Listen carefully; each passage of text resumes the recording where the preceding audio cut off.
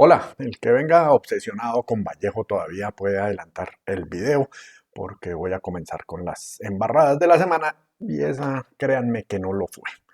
Experto, difícil atributo ese y vaya si debemos tener cuidado los periodistas con usarlo mucho porque ahora se le pone a cualquiera, como hemos visto en estos días de pandemia con la inundación de expertos en las redes sociales. Bueno, caímos completicos. Shakira cuenta que terminó durante la cuarentena un curso a distancia en la Universidad de Pensilvania sobre filosofía clásica y aquí la volvimos de una vez experta en filosofía clásica.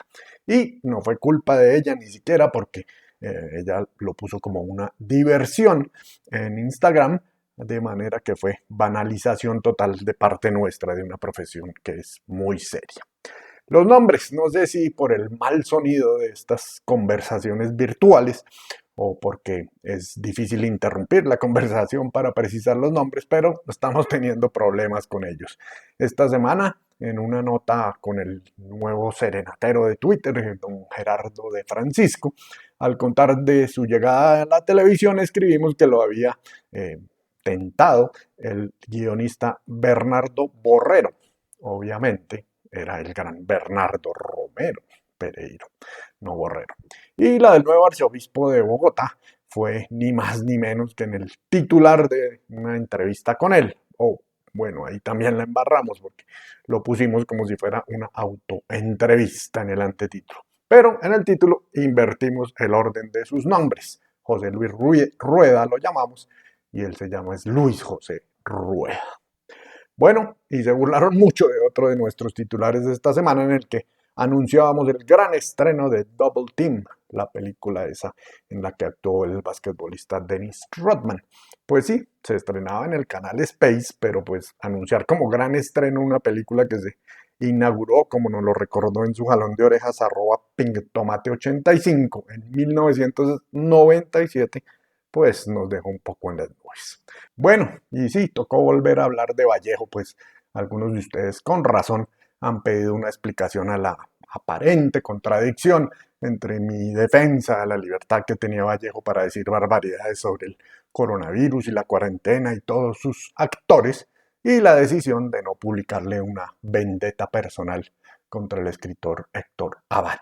La explicación es bastante sencilla y bueno, sí tiene que ver con que se haya metido con Héctor Abad, pero no, como dijo algún chistosín de Twitter, porque Abad tenga amigos en el espectador y el coronavirus. No, sino, bueno, como les conté acá, hace ya varios capítulos, pues Vallejo terminó invitado a escribir porque en un momento nos pareció que era interesante en este momento buscar otros saberes, más allá de los científicos y los económicos, que eran los únicos que se escuchaban, o casi los únicos en ese momento.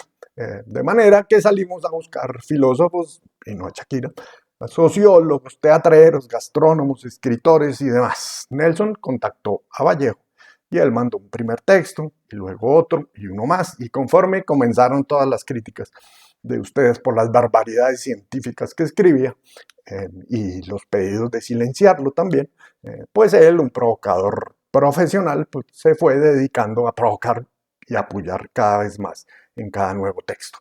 Y es cierto que en su estilo particular dijo barbaridades de mucha gente, de Duque, de Claudia, del ministro de Salud, de Carrasquilla, de los epidemiólogos, bueno, de los periodistas, nos calificó de deshonestos creando pánico y además nos dedicó un par de esos escritos completos destrozando nuestros titulares.